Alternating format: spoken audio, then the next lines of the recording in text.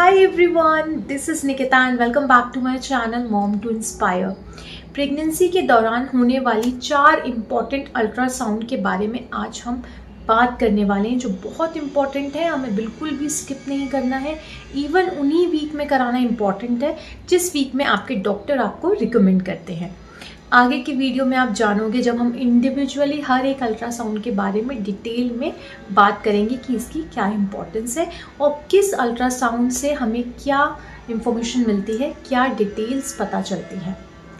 अभी बहुत कॉमन सी चीज़ जो मुझे अभी देखने को मिल रही है, काफ़ी के लोग जो हैं वो बहुत लापरवाही कर रहे हैं स्कैनिंग के मामले में। स्पेशली पुराने लोगों से ये सुनने को मिलता है कि इतनी ज़्यादा स्कैनिंग नहीं करानी चाहिए, बार बार स्कैनिंग नहीं करानी चाहिए, it's harmful for the baby. और पहले भी तो लेडीज़ जो प्रेग्नेंट होती थी, एक्सपेक्टेड होती थी, पर थ्रू आउट प्रेगनेंसी कोई स्कैनिंग नहीं होती थी, फिर भी बेबीज अच्छे से डिलीवर हो जाते थे, कोई प्रॉब्लम नहीं होती थी।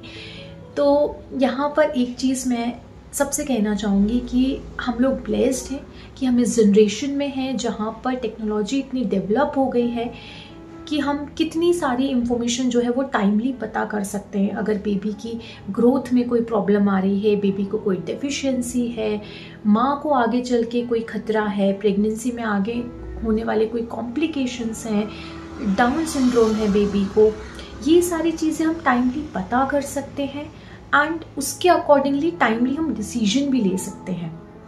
तो स्कैनिंग कराने से कोई हार्म नहीं है, सबसे पहली बात।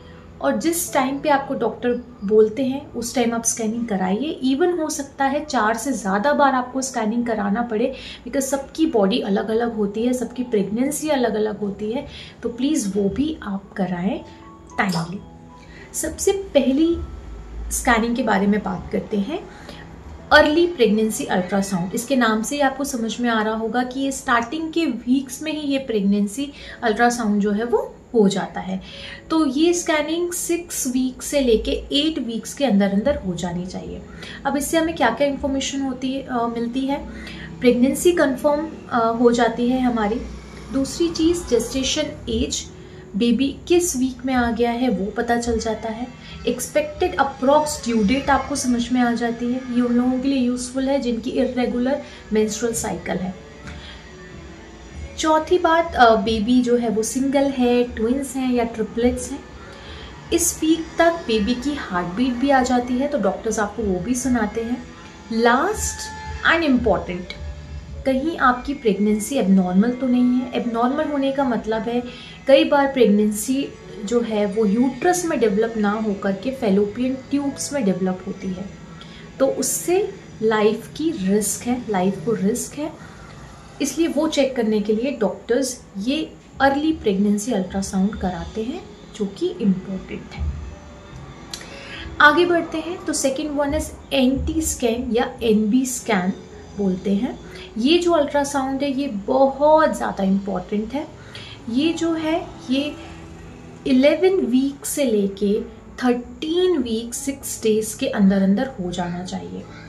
ऐसा इसलिए है क्योंकि इस स्कैनिंग में बेबी के नेक के नीचे एक लिक्विड कलेक्शन होता है जो कि मेजर होता है, जिससे हमें बहुत सारी इंफॉर्मेशन मिलती है। एंटी स्कैन से हमें पता चलता है कि कहीं बेबी को डाउन सिंड्रोम के चांसेस तो नहीं है, क्रोमोसोमल कोई प्रॉब्लम तो नहीं है, जेनेटिकल कोई प्रॉब्लम तो नहीं होने वाली है, हार्ट बीट से रिलेटेड हार्ट प्रॉब्लम तो नहीं है, इवन ब्लड फ्लो भी चेक किया जाता है, स्पाइनल कॉर्ड से रिलेटेड कोई प्रॉब्लम तो नहीं है। फिर एनबी स्कैनिंग जो होती है वो नेज़ल बोन चेक करने के लिए कि नेज़ल बोन एब्सेंट तो नहीं है या फिर बहुत छोटी तो नहीं है, जितना होना चाहिए उससे कम तो नहीं है। उसी के साथ डबल मार्कर टेस्ट भी कराने की सलाह देते हैं डॉक्टर्स। ये एक ब्लड टेस्ट है जिसमें कि 2 हार्मोन्स को जो है मेज़र करते हैं, चेक करते हैं। एक हो गया बीटा एससीजी और दूसरा हो गया पैप ए हार्मोन्स। तो इसकी रिपोर्ट प्लस आपकी अल्ट्रासाउंड की रिपोर्ट, दोनों के पैरामीटर्स देखते हुए डॉक्टर्स जो है वो इस रिजल्ट पे आते हैं कि एक्चुअली बेबी को क्या डाउन सिंड्रोम के चांसेस हैं या नहीं। अगर रिपोर्ट पॉजिटिव आए तो डॉक्टर्स आपको आगे स्कैनिंग्स की या आगे टेस्ट की सलाह देते हैं। तो इस स्कैनिंग से बचना नहीं है और इसको टाइमली ज़रूर कराना है। मैं बार बार इसलिए बोल रही हूँ कि टाइमली कराना है बिकॉज अगर आप 11 वीक से पहले कराओगे ये स्कैनिंग तो जो लिक्विड मेज़र करते हैं, जो मैं बता रही हूँ कि बेबी के नेक के पीछे जो लिक्विड होता है, फ्लूइड होता है, वो बनता ही नहीं है तब तक। और अगर इन 13 वीक 6 डेज के बाद आप कराते हो या आप स्किप कर देते हो तो ये लिक्विड तब तक एब्जॉर्ब हो जाता है और ये लिक्विड ही नहीं रहता जिसको मेज़र करके ये सारी इंफॉर्मेशन हमको मिलती है। Third one is anomaly scanning which is very very important after NT scanning because anomaly scanning में बेबी के एक एक ऑर्गन को चेक किया जाता है कि कोई मेजर एबनॉर्मलिटी तो नहीं है, यानी कि सारे ऑर्गन्स प्रॉपरली आ गए हैं या नहीं। जैसे हाथ प्रॉपरली डेवलप हो गए हैं कि नहीं, उसमें 5 फिंगर्स आ गई हैं या नहीं, फेस पूरा प्रॉपरली डेवलप हो गया है, दोनों ईयर्स हैं, नोज़ है, आईज़ हैं, पैर पूरे प्रॉपरली डेवलप हो गए हैं क्या। एक एक चीज़ को अच्छे से स्टडी करते हैं उस टाइम पे और अच्छे से देखा जाता है कि प्रॉपरली ग्रोथ हुई है या नहीं सारे ऑर्गन्स की जितनी उस टाइम तक होनी चाहिए। अच्छा, यहाँ पर एक बहुत इम्पॉर्टेंट चीज़ है कि ये जो स्कैनिंग है ये 18 वीक से लेके 22 वीक्स के अंदर अंदर हो जानी चाहिए। ऐसा इसलिए होता है